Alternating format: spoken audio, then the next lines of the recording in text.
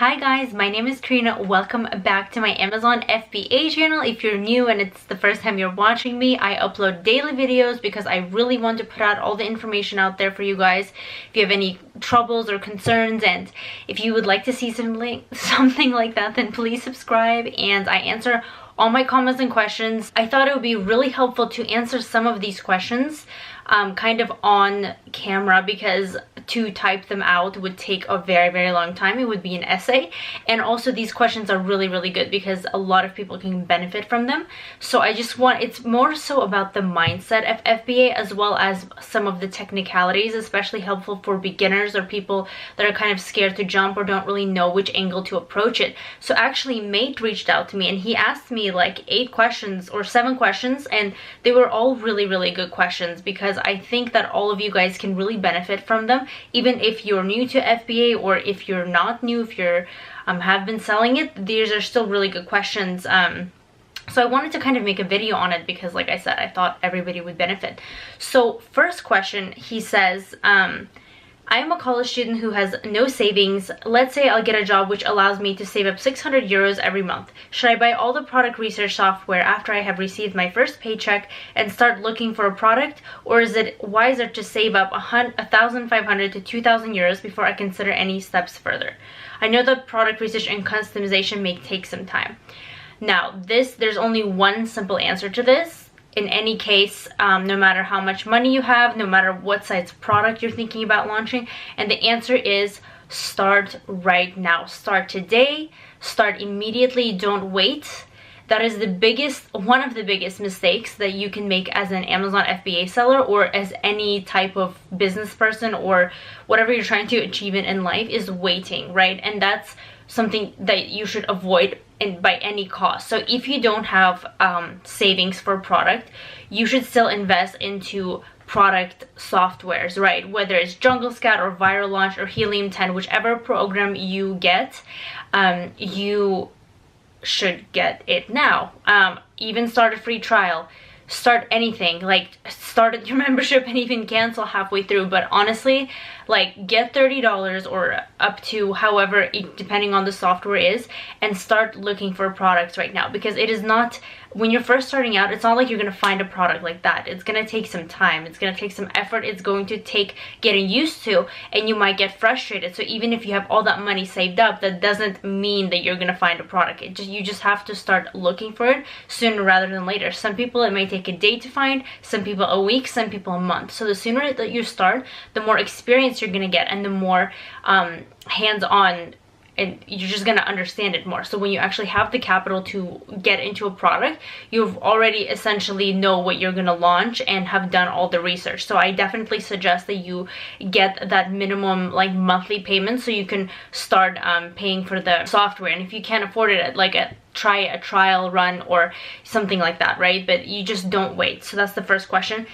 Then, what's your opinion on how much money I must have before starting FBA? I actually have an entire video about this. I'm gonna link it down below. How much money? Honestly, guys, this is really variant because it depends on the type of product you're getting into and how many units. But I truly believe that you can start for under $1,500. Now, some of you may argue this and tell me giveaways and you have to get a certain unit, but I have personally done it several times where I've started not even needing to start with such a small capital, but I have done it, and I know people that have done it, and you can do it. Again, it depends if you are fortunate enough or how ambitious you are to find a product that is lightweight and things like that, small, lightweight, and if it doesn't need that much complex manufacturing, it's definitely possible. And obviously, if you're trying to go for larger margins and more units, and your market is super competitive where you need giveaways, then you can't do it with that low amount. But there are products out there, and I'm gonna be like 100% completely honest with you, that you can start with smaller units, maybe like 200, 250 to 300, and still be okay with $1,500. So I completely believe that you can start with a smaller amount. Then he said, question number 3, I'm thinking of purchasing a course. What do you think? Is it worth the money? I know there's a lot of free content on YouTube, but I don't want to miss out on important steps. Yes, I completely am for courses. Yes, there is a lot of content on YouTube, and that's how I started. I started by binge watching content for like 2 full days. And when I say 2 full days, I don't mean like 1 to 2 videos. I literally mean like the whole entire day. Like I just I became obsessed. What I did was I literally watched like a few YouTubers. I watched every single video they had, and I read every single comment and their response to the comment. I was just like so fired up because I've never heard of Amazon FBA, and as soon as I heard it, I needed to know everything.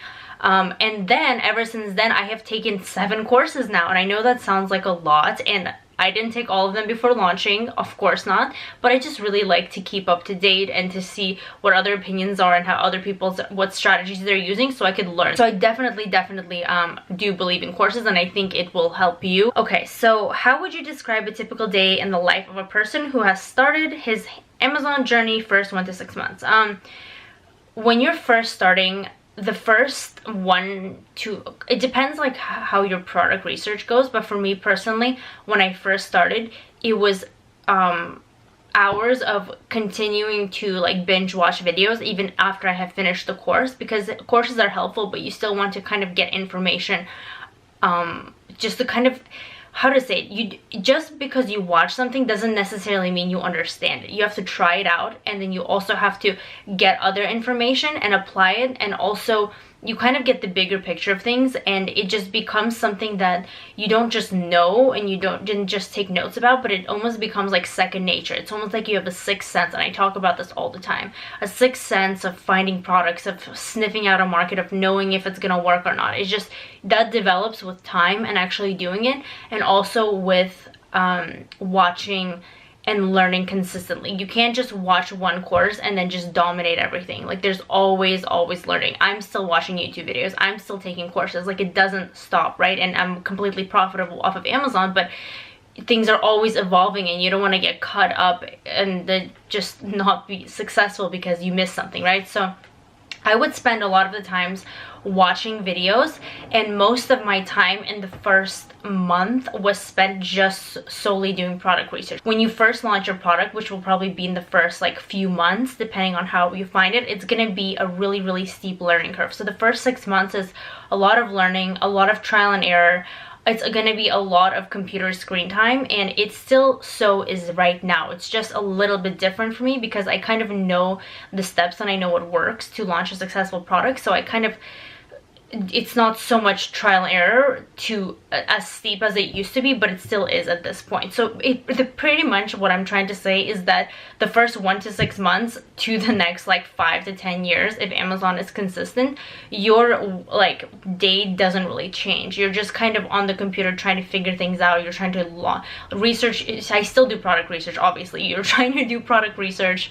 You're trying to figure out the newest PPC methods, like which optimizing PPC, seeing which keywords to leave in, which ones to leave out, optimizing your listing, like looking at your competition. It's all the same. It's just like a system that works, so you do it over and over and over again. Bonus questions. Yes. Okay, let's do.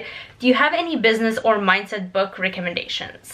Yes, I have so many. I think I want to do a whole entire video on this. Like I have just too many. There's ones that are about business, about marketing. There's ones that are about mindset.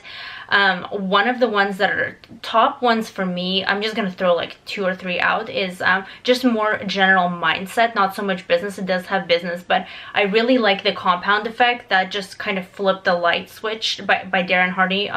In Me is such a great book. It's a very short and easy read too, but my book is completely annotated. It's amazing. It basically talks about how over time, the simple daily actions that you do kind of compound into huge events and are basically what makes your future, as opposed to thinking that it's one big thing that's going to amount you to something or someone, right? The magic of thinking big. It's an amazing overall mindset book.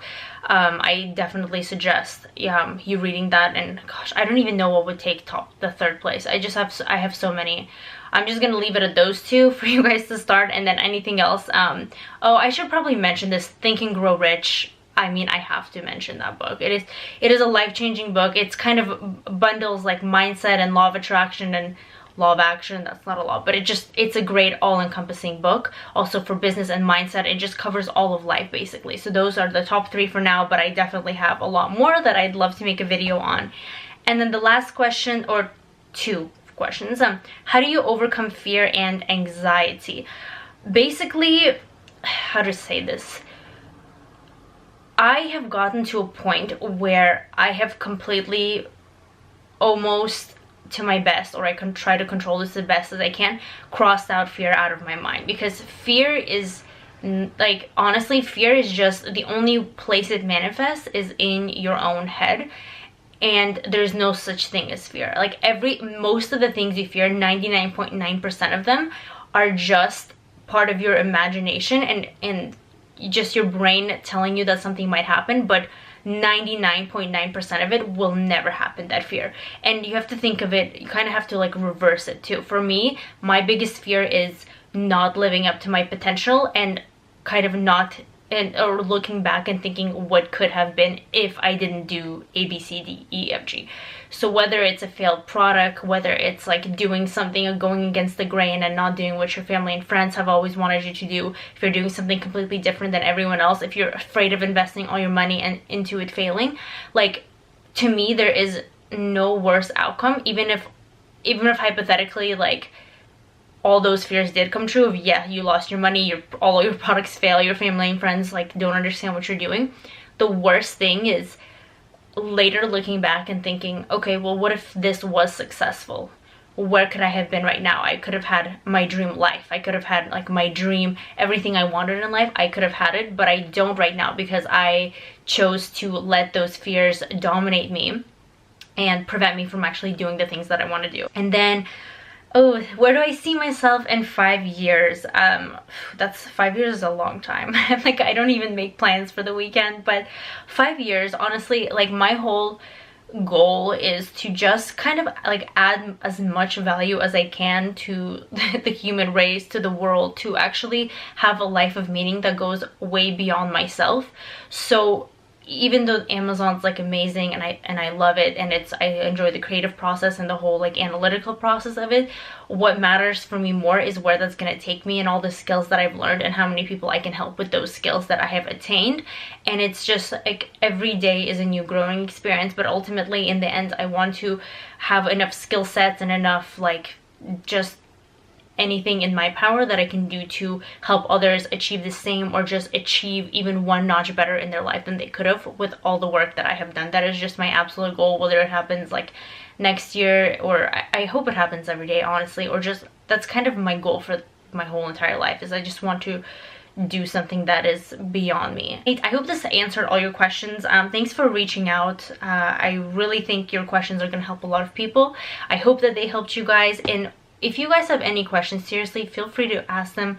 I am super available because that, like I said, that's my goal. I'm like, any questions you can put in the comments or DM me on Instagram. And if they're like something I think a lot of people can benefit, I'll make another video. If you guys enjoy these, maybe we can have like a question and answer video situation where I can answer all your common questions. So that's gonna be it for this video, guys. Thank you so much for watching. I hope you have an amazing day. Like I said, if this was helpful to you, please like it, and then also subscribe to my channel.